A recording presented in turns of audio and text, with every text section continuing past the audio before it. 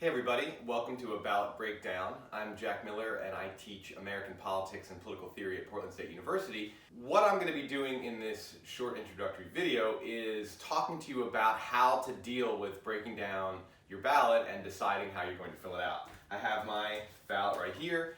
What I want to do today is talk about what kinds of choices you're actually making so that whatever level of information you seek, you at least know what it is that you're choosing.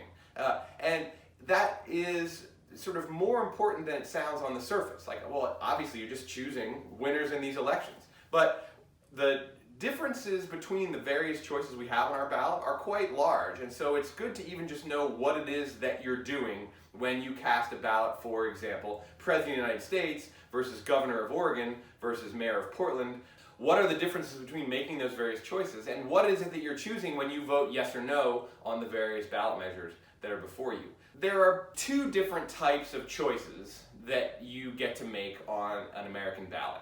You're choosing between candidates for offices, or you're choosing between ballot measures, and what you're doing there is you're voting yes or no to a proposed policy. So you're either picking people or you're picking policies. How is it that you want to go about deciding how to cast the various votes that you have? One way to do it is just to open up your ballot and fill it out and react to the various things and fill things out with what you know, and if you don't know certain things, you could leave them blank or you could just react to what you see there. That is a legitimate way to vote. There are different categories of voters that political scientists often refer to. There's the low information voter and there's the high information voter. And the low information voter is somebody who pretty much just reacts to the ballot or to the choices with the things that they feel or that they just know intuitively or stuff that they've seen in advertisements or what they've heard around. It's not a zero information voter, it's a low information voter, and there's not necessarily anything wrong with that. And I'm going to talk a little bit about as I go through the ballot how a low information voter's choices sort of can actually represent their real choice. High information voters are people who spend a lot of time researching, analyzing, and either discussing internally or discussing with somebody or some group of people that they trust all of the different choices that they have to make, and they seek multiple sources of information to kind of weigh their choice on the various choices that they have before them. A lot of candidates, a lot of ballot measures. For each of those, or for most of those, a high information voter will do a lot of research and spend a lot of time. There's another category that I like to use, and that I actually consider myself in the category of medium information voter.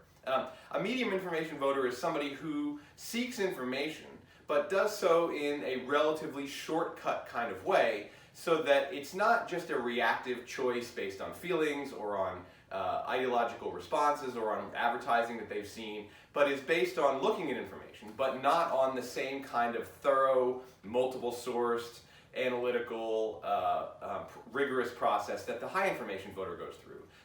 I'm a medium information voter, and I've pretty much been a medium information voter the entire time I've been a voter, and what a medium information voter does is seeks information, but seeks information in ways that are shortcuts to spending all of the time that a high information voter would spend, but that results in the kind of outcome, the kind of decision that would mirror a high information voter with less input of time and less input of thought and energy. And I think that that's a completely legitimate way to go about casting your ballot, is to be a medium information voter. In fact, I think it's completely legitimate to be a low, medium, or high information voter. So for candidate positions, you're choosing among all of the different people who've put their name in for that particular office. And then the person who gets the most votes gets to occupy that office. Now, what the office is going to depend on how you think about the choice that you're making and how you evaluate those candidates. At the state level, we actually get multiple choices for the executive.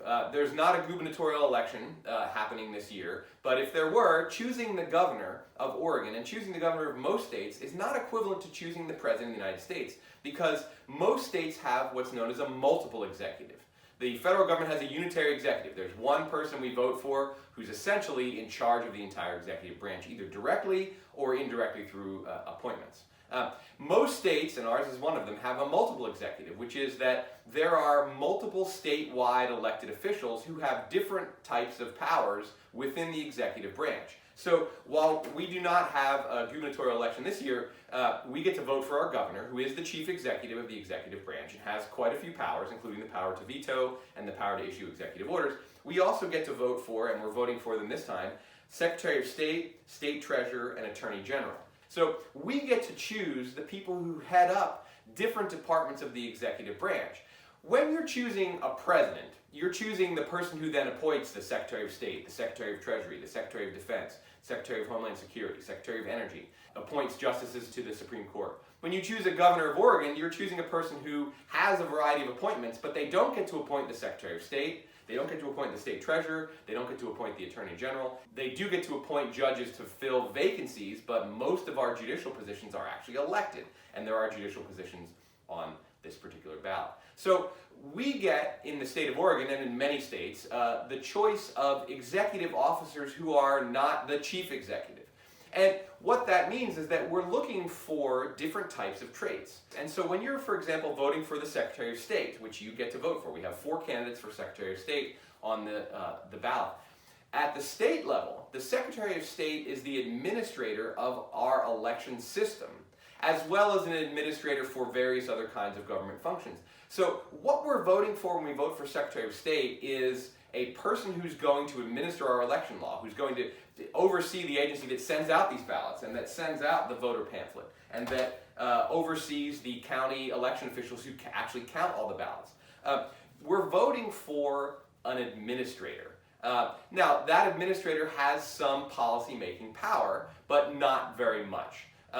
The state treasurer also is an administrator and has a little bit of policy-making power, but not much. The attorney general, on the other hand, is more of a policymaker because the attorney general actually sets the priorities for the State Department of Justice and for prosecutions at the state level, and that involves a lot more discretion.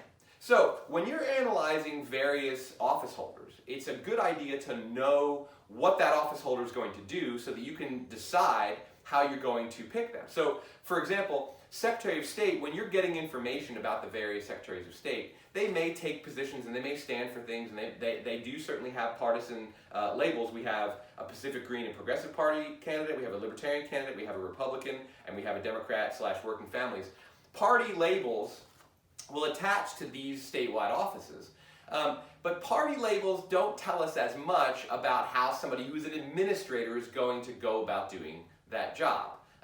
Whereas for Attorney General, that's a policy-making position. And party labels do tell us more about what a person's going to be like as a policymaker. So if you're a low-information voter, basing your choice for Attorney General on party is actually a decent way of expressing your policy preferences. Because if you know you're a Democrat, and the Democratic Party typically favors policies you favor, if you know you're a Republican and the Republican Party typically favors policies that you favor, then choosing an Attorney General based on their party label is actually going to be a decent proxy for what your preferences are.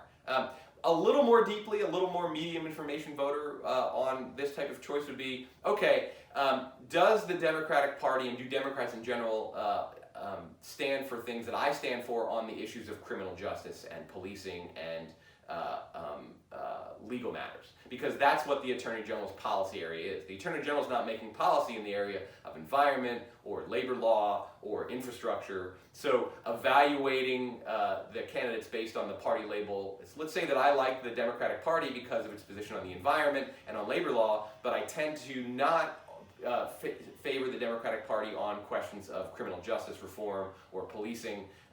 In that case, instead of saying, well, I'm a Democrat generally, so I'm going to vote for the Democratic Attorney General, you might say, okay, well, I'm going to look a little more closely and say, okay, the Republican Party tends to be closer to my views on law and order and policing and criminal justice, so I will choose, as a low-information voter, the Republican candidate for Attorney General. Now, I hope you know that none of these, I definitely am not going to endorse any candidates, and I am not going to reveal my choices as we go through this talk, but I'm just giving examples of how a person might think.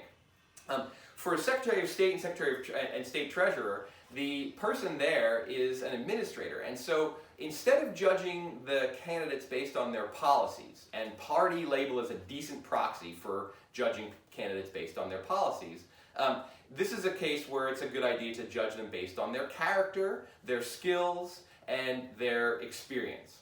Somebody who's running for Secretary of State or for State Treasurer who's never had administrative experience, who's never worked for a government agency or done something of sort of an important administrative level in the private sector, is probably not going to be a very good candidate for this particular job. So it's a good idea to know what it is that the people you're voting for are going to be doing if they win the election. I have up for vote both my local representative in the Oregon House of Representatives and my state senator. For state senator and state representative, these people are one vote in each of the legislative bodies in our state legislature. So what I'm voting for in the case of a representative into a state legislature is I'm voting for a person who is going to vote on laws. And what I tend to think of my choice of the people who are voting for laws is that that person is essentially my delegate. They're the stand-in for me. If I got to go to Salem and vote on the laws that were passed by our state government, what would I do? And I want to pick a person who would do what I would do if I were in that position. Typically, I am a loyal party member who votes for members of the same party every time, because even though I don't always agree on all of their positions, I tend to find that the members of this one party are people who would do what I would do were I in that position. So when you're picking a representative for a legislative body that is, their sole job is to pass laws, to evaluate and pass laws, you can really think of your vote as a proxy for your own policy positions in this area. Now, that's not the only way to think about it. You can also think about your vote as, okay, who do I trust to make these decisions for me? Not who is going to do what I would probably do if I were in that position, but I don't know what I would do in that position. So who do I trust to make what I think of as the right decisions? And what do I think the kinds of characteristics and thought processes that kind of candidate should that kind of office holder should go through? Maybe I really don't know how I would vote on all the things that come before the state legislature. And I say, but what I do know is I would like somebody who thinks about the common good and who has trust in the government to do good work for its population. And so I'm going to tend to vote for people or a party that represents that kind of thought process and that kind of approach. Or maybe I'm a person who says, you know, what I think is I think that I want somebody who has a private sector style of thinking. I want somebody who thinks about government the way they would think about a private business. I want somebody who is skeptical of government action. Even though they know that government action is necessary and useful, they're skeptical of it. And that's the kind of thought process I would like to have. And so I'm going to pick people who have that perspective. Now, what I've just described really very roughly and very sort of in the barest outlines are the approach of the Democratic Party and the approach of the Republican Party. And so if you are looking at office holders at the legislative level, people are going to vote on laws, and say, it matters to me what their general perspective is, you can use the party as a proxy.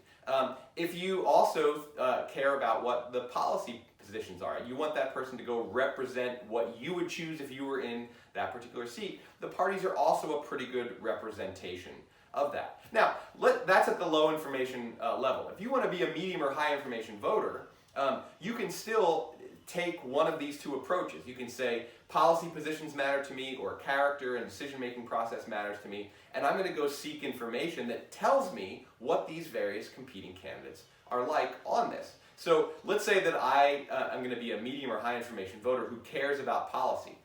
I'm going to see the names on the thing, and I'm going to go to their campaign websites, and I'm going to find out what they stand for. And it's going to be relatively easy to find out the basic policy positions of all of these candidates. What do they stand for? And then sometimes it's going to be hard. You're like, okay, this candidate stands for 3 things I stand for. That candidate stands for 4 things I stand for. How do I choose, right? How do I pick? Well, this is when you have to decide what your priorities are. If there's one issue that matters to you more than any other issue at this moment or in general, then whichever one of the candidates stands for that is going to be an easier decision. Being a single issue voter is a really nice, helpful sort of character or personality profile because it simplifies your choice.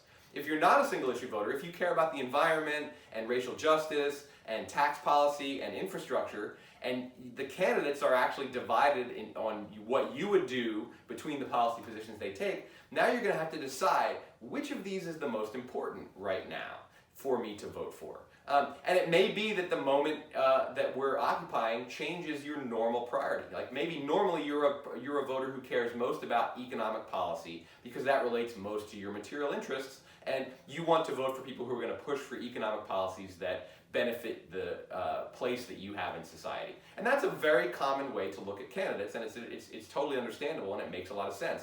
But you might say, you know, in this moment right now in history, racial justice is such an important issue that I'm going to elevate that right now to my top priority. And so I'm going to pick the candidate that has the position that I hold on racial justice as opposed to the position that I hold on the economy. And this is also a legitimate thing to do, is to say that in this particular moment, the political landscape and current events and my feelings and what's going on in society are going to shift the way that I would normally evaluate a particular candidate. Now, how do you find these things out? One, you can go to the voter pamphlet, which I will hold up. It has a statement from all of the different candidates who are running, and you can see they have their pictures and they have their statements. You can find that stuff out. You can also go, it's usually very easy to find the official websites for all of these candidates. You can go and find out what they stand for. You can also, if let's say you're not a policy-oriented voter, but you're more of a character, decision-making style-oriented voter, this is a little trickier to find out, especially if you want to be a medium or high-information voter, but you can watch debates, you can watch online videos, you can look at the resume of their experience, you can see what kinds of things they've done in the past and how they've made decisions, and make your decision that way. Now, that brings me to City of Portland, because one of the things about the City of Portland is that we have a system of government that is somewhat unusual for a large American city. In fact, it is unique among the cities our size or larger. We have a commissioner system of government. And what this means is that the city council is comprised of city commissioners. And they are council members. And so a traditional city council is a legislative body. It's like Congress or the state legislature. The city council sets policy. It passes ordinances, it passes the budget, it passes regulations, it approves various kinds of appointments and actions of the executive branch. That's what a traditional city council does, and our city council also does that. In a more traditional city government, and definitely in a traditional state government, there's a separation of powers between the legislature, the executive, and the judiciary that does not exist in the commissioner system.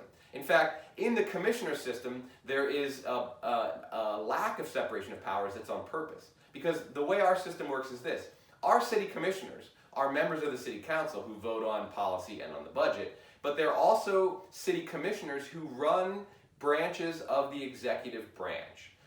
So if you're elected to city council, if you're elected a city commissioner in Portland, you will end up running as an executive one or more of the bureaus of the Portland city government. Now, we don't choose the bureaus that the different commissioners are going to be appointed to. The mayor chooses that. That is one of the special powers of the mayor, and it basically is the only major special power that the mayor has. The other special power that the mayor has is to write up and submit a budget to the city council. But because the city council can change that budget, that's really just more of an administrative power than it is a political power. But the mayor of Portland doesn't run the executive branch of the Portland city government like the President of the United States runs the executive branch, and like the governor of Oregon mostly runs the executive branch of the state of Oregon, though the state treasurer, the attorney general, and the secretary of state all are elected separately and run certain portions of the executive branch. In Portland, our city government is divided up into it's over a dozen bureaus: the police bureau, the fire bureau, parks and rec, transportation, housing development. I honestly don't know the names of all of the bureaus, but I know that there are at least a dozen of them. Each of those bureaus is run by one of the commissioners who is elected at large and then appointed to that bureau by the mayor. So one of the things to know about Portland City commissioners is that you're not just voting for a legislator. Like when you vote for state senator or state representative, you're voting for a legislator, a person who votes yes or no on bills and who sits on committees and amends things and does legislative work. When you vote for a city commissioner in Portland, you're voting for somebody who has that role, but day to day, they are also in an executive function. Now, this complicates the choice for city commissioners and for mayor, because when you vote for mayor, you're not really voting for a governor of Portland or a president of Portland, which is what it would seem like. You're voting for a person who has one vote on the city council, like the other 4 commissioners. So you're voting for a legislator, but you're also voting for a person who is going to, there are certain administrative functions the mayor has that other commissioners don't, particularly on the budget, but you're voting for the person who has the power to appoint executive positions to the other people who are on the commission, including themselves. So the mayor chooses what bureaus to give to herself or himself and to be in charge of. The rest of the city commissioners have to take what the mayor gives them. Now, that is an important political distinction, but in terms of the job that's being done, the mayor and the city commissioners are all doing the same rough job. They are a combination of legislators and executives. Because their biggest role is really an executive role, because the city council passes an annual budget and they can pass new ordinances and policies, but they are generally, these commissioners spend their day-to-day role not as legislators, but as executives. So the way that you want to look at mayor of Portland and city commissioner is evaluating not necessarily the policy positions of the candidates, though that is important because they have policy-making power as legislators, but also, and possibly primarily because it's really they spend most of their time doing this, their skills as an administrator and an executive of a bureau, and where they stand on the issues that they will later have power over. The problem is that you don't know necessarily what bureaus the candidates are going to be assigned to. So you can't say, well, Mingus Maps or Chloe Daly is running for position 4, and position 4 is going to be in charge of the Department of Transportation. So I'm going to look at their transportation policies. You don't know that. Whoever wins that race might get appointed to the Department of Transportation, but they might not. And they're likely to be appointed to multiple bureaus instead of just one. And those different bureaus might have very different tasks. You might get appointed to be police commissioner, Department of Transportation, and Parks and Rec, which are 3 very different areas. So what we're voting for when we vote for city commission and for mayor is people who are going to be running the city government, and not running it necessarily in a day-to-day way so much as appointing the people who are the department heads in that particular bureau and overseeing them and managing them and making sure that they're oriented in the proper direction.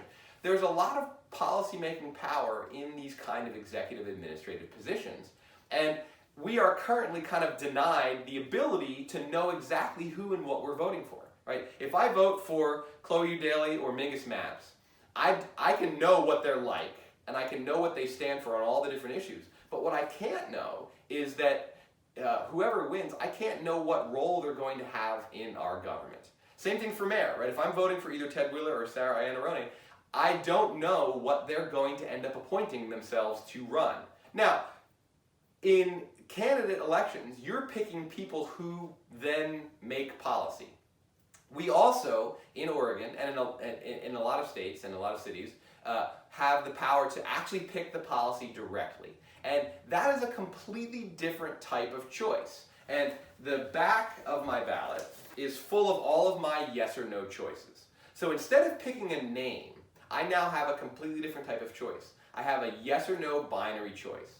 Now, to tell you what you are and are not doing here, I want to point out that you're voting on policies. When you vote yes or no, you are either accepting or rejecting a specific policy proposal. And what you're really doing is exactly what a member of a legislative body would be doing when they cast their final vote. These are the same things as what could be a bill in front of the Oregon State Legislature. So when you vote yes or no, you're doing the same thing that your elected officials in the state legislature are going to be doing. But they have a different relationship to these measures or the bills that they pass than you do. Because when you're a state legislator, you're on committees that write, evaluate, and amend these bills. You have a voice in crafting legislation and not just in voting yes or no on it. Whereas as a voter on a ballot measure, I am at the very end of that process. And it's a blunt choice. It's a yes or no choice, right? I might like the idea of a policy. I might like to fund transit improvements in the Portland metropolitan area, which is what 26218 is about. I might like that idea, but I don't necessarily like the mechanism of doing it. I don't like the tax that funds it. I don't like the orientation of the infrastructure that it's going to push for. I don't like the type of regulations that it does create or doesn't create. And unfortunately, in this process, all I can do is vote yes or no. Instead of saying, well, if I were a state legislator or a county commissioner, I could push for an amendment or I could push for a change. I can be part of that process. When we vote for ballot measures, we have this blunt choice. And it's challenging because there are often times when there's something that you would like to happen, but you don't like this particular form in which it happens. And so, do you vote yes or no? That's a tough choice. One of the things to realize when you're casting your yes or no vote is that you're voting whole hog for something that normally in the regular legislative process is subject to bargaining and amending and a sort of long evaluation. One thing to note, a no vote on a measure that you like the concept of it but not the execution of it is sometimes the end of the road for that policy. And other times, it's the beginning of the next round. A no vote on a particular type of, say, infrastructure that you like the concept, but you don't like the tax policy or you don't like the orientation of it. In a lot of cases, not every case, but in a lot of cases, if the proponents of that measure lose, they will not just disappear and go away and be like, well, okay, we lost, the voters don't want that. They will say, okay, let's try to write another measure that does this same thing in a different kind of way. And that is a standard approach to losing a ballot measure among organizations that have this policy orientation. They don't just say, well, we lost, the voters don't like it. Because they know that the voters had a binary choice and that many people were yes in concept, no in execution. So just know that if you vote no for something that you actually kind of like the orientation of it, that it's not dooming it to political death. It could be dooming it to political death, and sometimes losing initiatives just disappear and go away. But typically, a complex issue, when it suffers a no, will come back with a different type of ballot measure in the future that has a different orientation to policy. Okay, so how do you go about analyzing? How do you cut through? Well, I'm a medium information voter, and what I tend to do to cut through is I will tend to use the same kinds of mechanisms that I use for evaluating candidates. I'll use the voter pamphlet, and I'll see who is arguing for and against the measure, and it's convenient because they organize it. Arguments in favor, arguments in favor, arguments opposed. You can go and you can look and see who is in favor and who is opposed. And that may be enough for you. You might be like, okay, the teachers union is in favor, and I tend to vote with the teachers union because I'm a teacher and a parent, so teachers union wants this, I'm gonna just take their word for it. And then you look at the opposed and you don't see any organizations that appeal to you that are opposed, so you're like, okay, I favor it. That's a decent medium information voter way of going about choosing the ballot measure. The other thing you could do is you could just look at the main arguments and compare and contrast. One thing that's interesting about ballot measures in Oregon, and this particular election is definitely characterized in this way, is that to put an argument in the voter pamphlet requires a filing fee. It's not prohibitive, but it's not also extremely cheap. And so what happens is we get statements in favor and statements opposed that come from groups that are organized to raise money to fight for or against a ballot measure, or groups that exist that have revenue sources to do their advocacy work in general that will then put some of their funding into either working for or against a ballot measure, or wealthy individuals who have a particular position and want to use their wealth to promote it in favor or against. There are also limits to the amount of characters that you can include in your statement, and that's one of the reasons why all of the statements are about, they're about a column or slightly less in the voter pamphlet. Now, what's typical is that there will either be one of two kinds of profiles for the arguments in favor and arguments opposed. Either the arguments in favor and the arguments opposed will be relatively balanced. There'll be a lot of in favor and there'll be a lot of opposed, and you then have to sort out the pros and the cons. Or there will be a supremely unbalanced opposition and favorable. What that means is that the groups that are opposed to this measure are small, that probably a wealthy individual or a set of wealthy individuals are not against this measure. There's no one statement limit per person. It's just a separate filing fee per statement.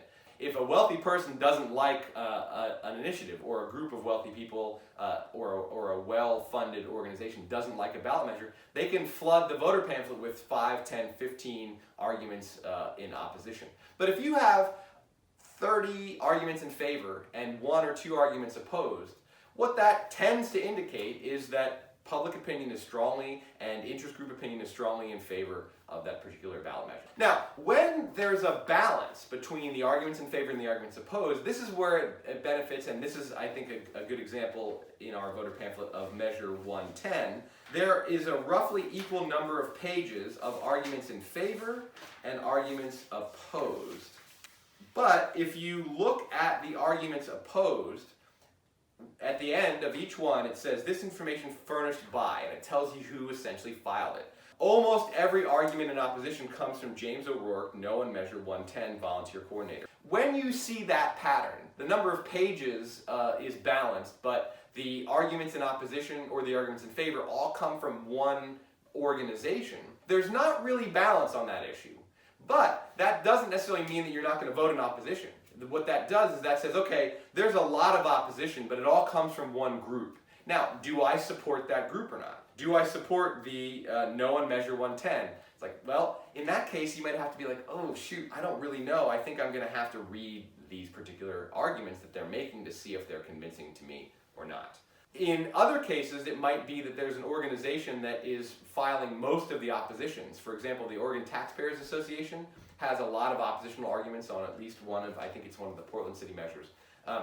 And you could say, okay, well, I either generally do support the positions of the Oregon Taxpayers Association, or I generally oppose the positions of the Oregon Taxpayers Association.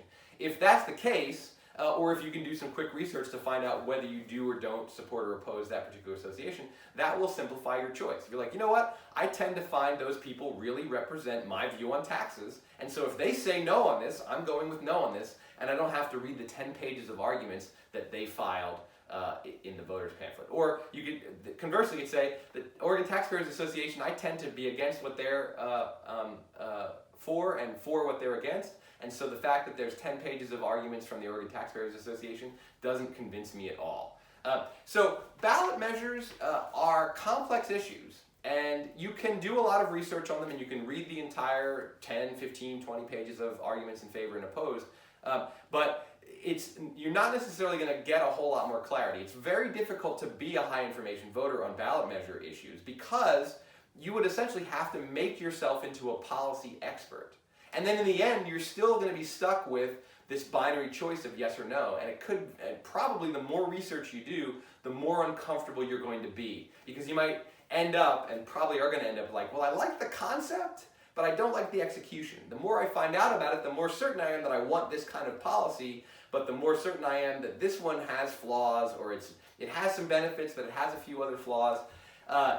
That's going to, actually, you're going to have to spend a lot of time and be back still with that binary choice between yes or no. So I find personally, as well as I think in terms of balancing your political life with the rest of things going on in your life, being a medium information voter on ballot measures is not only good enough, it's actually quite excellent. So if there are initiatives that groups that you tend to support, opinion leaders, whether those opinion leaders be media figures or other elected officials, if you tend to think Kate Brown is doing a great job as governor and you like what she's for and you see that she supports a particular ballot measure, it's totally legitimate to support that ballot measure based only on Kate Brown's opinion, but your opinion about Kate Brown. Same thing for a no vote. Like if you're like, everything Kate Brown does, I can't stand it, she's going in the wrong direction, she's taking the state in the wrong direction. Oh, she's for that initiative? Well, then I'm probably going to be against it. Even if I do a bunch of research, I don't need to do a bunch because I know that I tend to oppose her, and if she's for this, then that means I'm almost certainly going to oppose it. I will now cease this pre-recording and I'm going to show up live and you're going to be able to ask me questions, and I hope that I can answer the questions that you have for me. Thanks for listening to this presentation.